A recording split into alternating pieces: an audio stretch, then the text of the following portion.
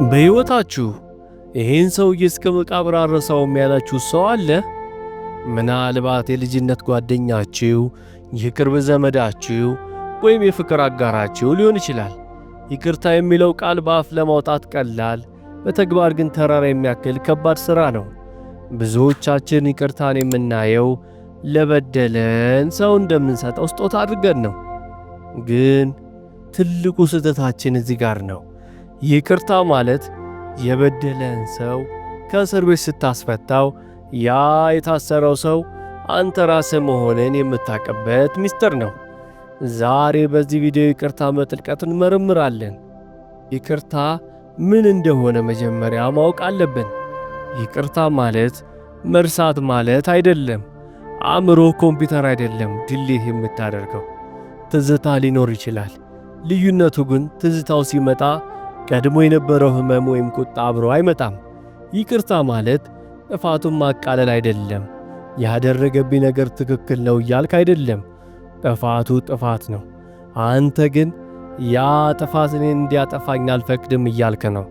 ይቅርታ ማለት የግድ መታረቅ ማለት አይደለም። ይቅርታ ያንተ ድርሻ ነው። መታረቅ ግን የሁለታችሁ ድርሻ ነው። ያ ሰው አሁንም አደገኛ ከሆነ ይቅር ብለኸው ግን ራስን ለመጠበቅ ርቀት ልጠብቅ ትችላለህ። ቂም መያዝ መንፈሳዊ ጉዳት ብቻ ሳይሆን ስነ ልቦናዊና አካላዊ ጉዳትም አለው። ቂም የጸሎት መስመርህን ብሎክ ያደርገዋል።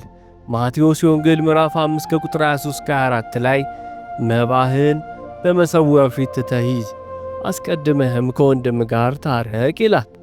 እግዚአብሔር ያንተን መባ ከመቀበሉ በፊት የልብህን ንጽሕና ይፈልጋል።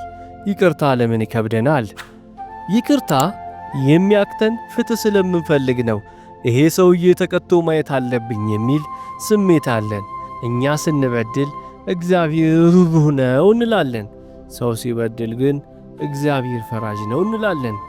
እኔን እንዴት እንዲህ አድርገኛል የሚለው ኩራታችን ይቅርታን ይከለክለናል። ነገር ግን ሮሜ ምዕራፍ 12 ከቁጥር 19 ላይ ተወዳጆች ሆይ ራሳችሁ አትበቀሉ፣ በቀል የኔ ነው፣ እኔ ብድራቱን እመልሳለሁ ይላል ጌታ። ፍርዱን ለባለቤቱ ስጠው። የይቅርታ ትልቁ ቀመር ጴጥሮስ ወንድሜ ቢበድለኝ ስንት ጊዜ ይቅር ልበለው? እስከ 7 ጊዜ ነውን ብሎ ጠየቀ። የጌታ መልስ ግን እስከ 7 ጊዜ 7 እንጂ እስከ 7 ጊዜ አልልህም። ማቴዎስ ምዕራፍ 18 ከቁጥር 22። ይሄ ማለት 490 ጊዜ ቁጥር ማለት አይደለም። ይቅርታ ገደብ የሌለው የአኗኗር ዘይቤ ሊሆን ይገባል ማለት ነው። አንዳንድ በደል አንድ ጊዜ ይቅር ብለውት አይለቅህም። በየቀኑ ትዝ ሲልህ በየቀኑ ይቅር ብያለሁ ብለህ ማወጅ ይኖርብሃል። ብዙ ጊዜ ሰውን ይቅር እንላለን፣ ግን ራሳችንን ይቅር ማለት ያክተናል።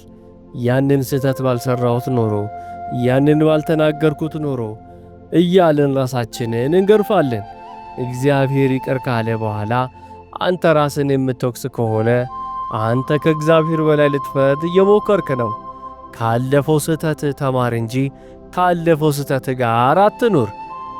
ዳዊት ትልቅ ስህተት ሰርቶ ነበር፣ ግን ንስሐ ገብቶ ራሱን ይቅር ስላለ ነው የእግዚአብሔር ሰው ተብሎ የቀጠለው። ይቅርታ ማድረግ ማለት የበደሉ ሰዎች ትክክል ናቸው ማለት ሳይሆን አንተ ግን በእነሱ በደል ምክንያት ሰላምን ላለማጣት ወስነሃል ማለት ነው። ዛሬ ማታ ከመተኛት በፊት ያንን ሰው በስም ጥራው። እገሌ ሆይ ምንም እንኳ ብትበድለኝም ለራሴ ሰላምና ለእግዚአብሔር ክብር ስል በነፃ ይቅር ብያለሁ በል። ዛሬ ይህ ቪዲዮ ስታዩ ውስጣችሁ የመጣባችሁ ሰው አለ? ያንን ሰው በልባችሁ ይቅር ለማለት ከወሰናችሁ ነፃ ወጣው ብላችሁ ጻፉ። ይህ ትምህርት ለብዙዎች ነፃነት ስለሚሆን ሼር፣ ሰብስክራይብ ማድረጋችሁን አትርሱ። ሰላም ለእናንተ ይሁን። ወስብሐት ለእግዚአብሔር።